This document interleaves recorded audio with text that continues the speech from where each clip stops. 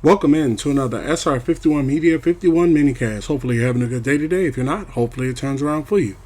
I just wanted to give my opinions. This is going to be the Xbox Showcase and my opinions on it.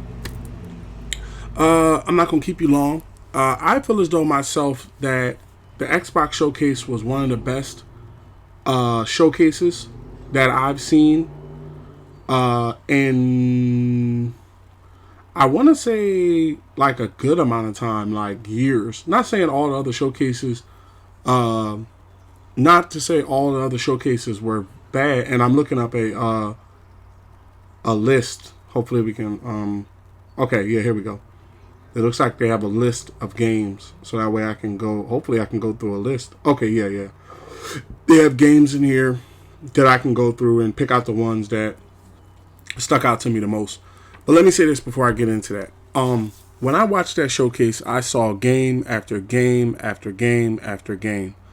And what it showed me was that basically, in my opinion, Xbox is about the games. I know there's this narrative, and just to clear things up, I am an Xbox owner, as well as a PlayStation 5 owner, as well as a Nintendo Switch owner, as well as a backbone playing mobile games with iOS owner. So this is not a jab at PlayStation or Nintendo or some downfall of Xbox. What I'm saying is, as a person that owns the box, plays games and streams games, and talks about games, I feel as though this was the best way to come about a showcase. You know, just show the games. Don't come out here talking about some controller feature or some new feature, that's new menu option that's coming to the box, or basically some add-on to a game or something. Like, show us games. This is what we're missing. Like, I'm not gonna lie, I do personally myself miss E3 because E3 was like the culmination of all three. But I do appreciate the fact that we are still getting showcases from all the big three. Now, sticking to the Xbox showcase itself, there were some games that stuck out to me that I was like, yo, I'm going to play these when they come out. Okay? One of the first ones that topped to me was Call of Duty Black Ops 6. Now, I'm not going to hold you. Call of Duty Black Ops 6 is going to be in Game Pass day one. But the bundle looking mighty good. I'm not going to sit up here and make it seem like basically, hey, this bundle don't look good, or, I'm just going to stick with the Game Pass option. We're going to see how things turn out. But I'm going to be playing Call of Duty Black Ops 6. And I'm going to be playing it more competitive now that that's not going to be on TikTok. On TikTok, it's family-friendly games. And then on Kick is your more, Kick.com at SR51 Media is more your adult, shoot 'em, loot 'em type, shooter looter type games, right? Slash 'em up, beat 'em ups. So I can't wait to debut Call of Duty Black Ops 6 when that comes out. I am also considering, and no, this is to clear it up, no, this is not the first time that I've played Call of Duty. If you go back to my previous YouTube channel, Salt Aries Media, and you look on the YouTube channel that I have now, you will find Call of Duty gameplay. There's gameplay on my TikTok. There's gameplay everywhere. This is not my first Call of Duty. I remember Modern Warfare. I remember Black Ops 1. I remember Modern Warfare, the new one. I really like Ghost, even though a lot of people didn't necessarily take the Ghost. I like Ghost myself.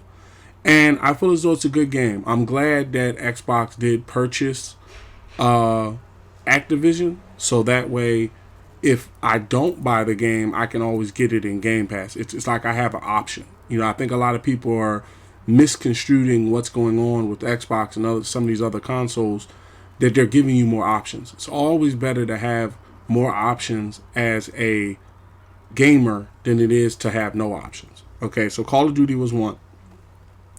The other one I would say, because I'm sticking to the ones that really stuck out to me that I'm like, you can catch me playing it. State of Decay 3. Now, let me tell you something. I played State of Decay 2. I wasn't the best at it, but it was fun. It kind of felt like, if I had to compare it to anything, it kind of felt like The Sims with zombies. And as menial as that may sound, it's better. Like you get a car and you meet new people and you venture out to, get supplies and resources, and you come back and you craft, and, you have to run from juggernauts and regular zombies and sneak around and stuff. You could choose whether you want to go out in a day or night cycle. So to me, I'm really looking forward to State of Decay 3. Now, as I scroll through the rest of these, there are a couple that I am scrolling past that I'm like, maybe not for me type thing.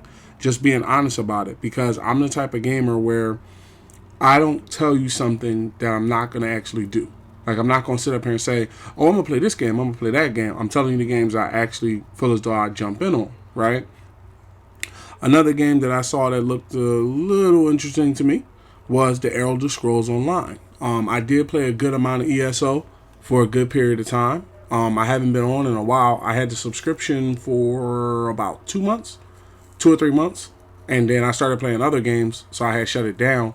But I do feel as though Elder Scrolls Online is a good game. I think, in my opinion, Elder Scrolls Online is what something like Starfield would be. Where 5 and 10 years from now, we're still playing a game and we're still having a great time.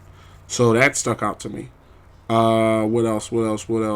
Starfield Shattered Space.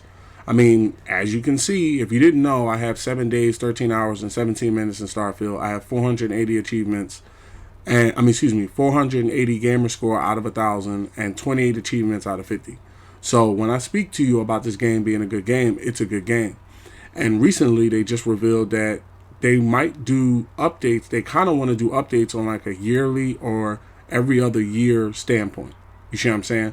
So what that's going to mean is, basically, what's going to end up happening is we may get an update every year for Starfield. So we're going to be in a situation where basically, this game lives on and we get new updates and, everything looks better.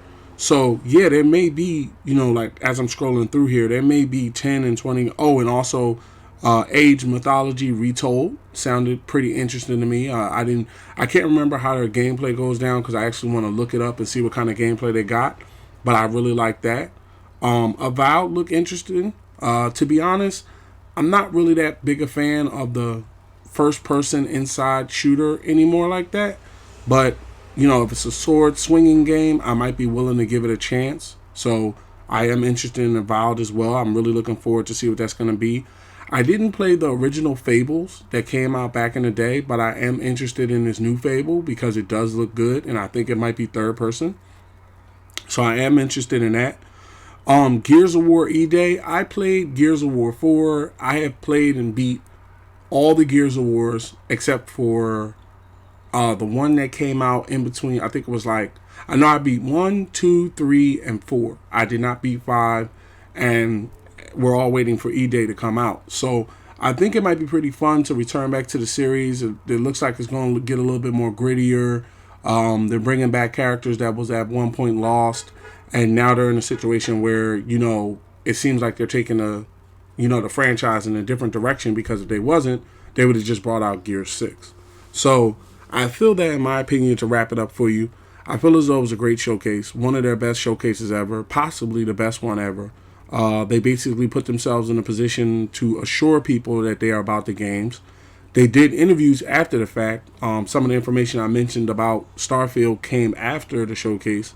And because they did the showcase and they showed Shattered Space, they were willing to answer questions about future updates and, new content coming to the game. And some of these games I named, these are the games that stuck out to me. But you should take the time and go check out the YouTube videos, check out the gameplay trailers, see what it's about, see what games you like and judge it for yourself. You see what I'm saying? I probably am going to be playing the games I told you about. They're going to be in the rotation. I have over a terabyte hard drive, so I can store these games and, pop between them online and stuff like that. So basically, I feel like they did the best thing possible.